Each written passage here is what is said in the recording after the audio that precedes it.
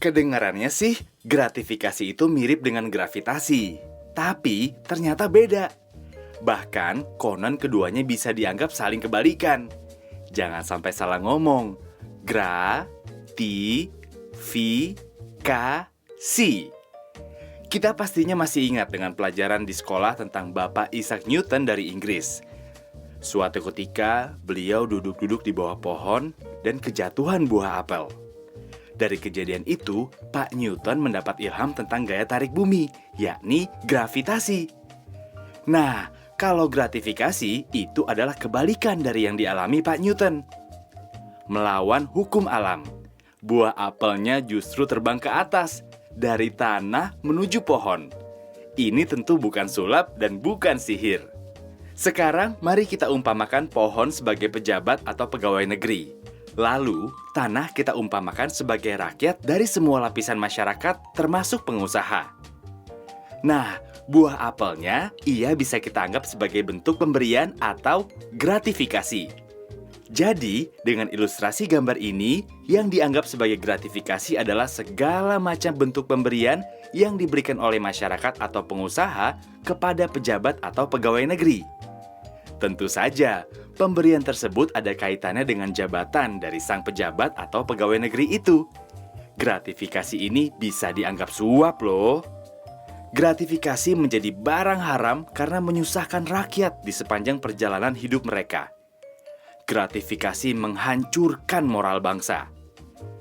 Bayangkan saja, waktu kita lahir, orang tua kita harus membayar atau memberi uang terima kasih terhadap pelayanan untuk bisa mendapatkan akta kelahiran. Hanya dengan cara itu kita bisa diakui sebagai warga negara Republik Indonesia. Parah kan? Dan praktek bayar ini, bayar itu, sogok sana, sogok sini terus berlanjut ketika kita masuk sekolah. Saat mencari kerja dan bekerja, kemudian menikah, terus punya anak, hingga saat kita kembali menghadap Tuhan. Iya, sewaktu mengurus surat kematian, pemakaman, dan lain-lain, keluarga kita diharuskan membayar lagi. Parah kan? Di Republik ini, mengurus segala macam izin dan keterangan perlu uang ekstra atau uang pelicin. Mulai dari mengurus akta kelahiran, KTP, SIM, STNK, kartu sosial, domisili, IMB, dan lain sebagainya. Biasanya, praktek tersebut memakai istilah uang tinta, uang jasa, uang kopi, uang pelicin, uang rokok, uang pelancar, dan segala macam keluarga uang lainnya. Padahal, tugas pejabat negara dan pegawai negeri itu ya memang melayani rakyat dengan sebaik-baiknya. Mereka sudah digaji dengan memakai uang rakyat. Jadi, mereka tidak perlu lagi mengharap imbalan dalam bentuk apapun dari pihak lain. Sebetulnya, begitulah bunyi dari sumpah jabatan mereka ketika dilantik dan juga pada kode etik pegawai negeri. Parahnya lagi, orang-orang sekarang ini semakin kreatif saja menutupi praktik gratifikasi. Mereka menutupinya dengan memberi berbagai macam sebutan yang unik-unik. Contohnya, ada yang bilang itu sebagai biaya entertainment, atau uang transport, atau jasa pinggul, atau uang selimut, alias gratifikasi seks. Wah, serem! Bahkan, terkadang kedok gratifikasi melibatkan nama buah-buahan. Seperti apel Malang, apel Washington, atau kardus durian. Apapun nama sebutannya dan semanis apapun rasanya, segala bentuk gratifikasi ini harus ditolak dan dihindari. Karena bisa ketagihan kayak narkoba. Nikmat sesaat, sengsara berkepanjangan di penjara. Gratifikasi berbahaya bagi kehidupan berbangsa dan berdampak buruk bagi kita semua karena hak kita jadi tak terlayani dan mahal.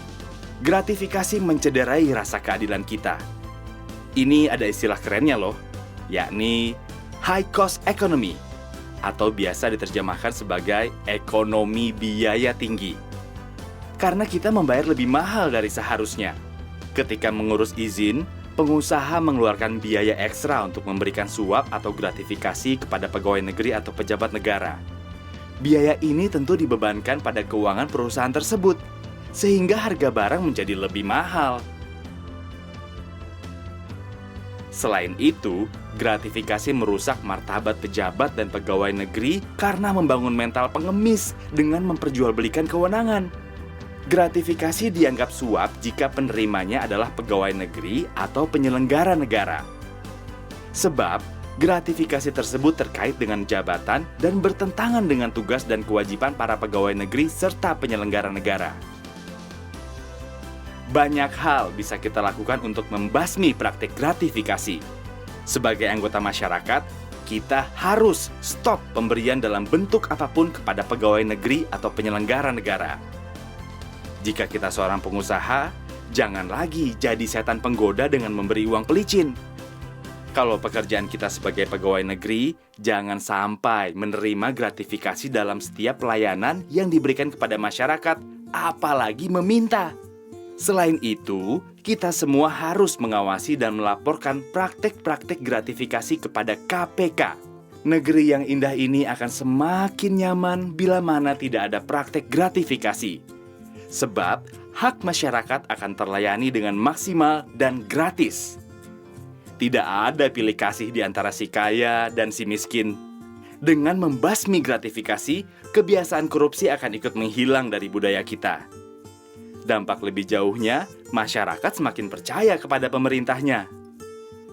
Dan yang lebih jauh dari itu, harga barang-barang kebutuhan akan menjadi lebih murah karena proses perizinannya tidak memerlukan suap dan waktu yang lama. Pastinya, masyarakat akan menjadi pihak yang paling merasakan manfaat dari menghilangnya kebiasaan gratifikasi di negeri ini. Karena itu, ayo bersama KPK kita bebaskan Indonesia tercinta dari belenggu gratifikasi agar negeri kita jadi adil dan makmur.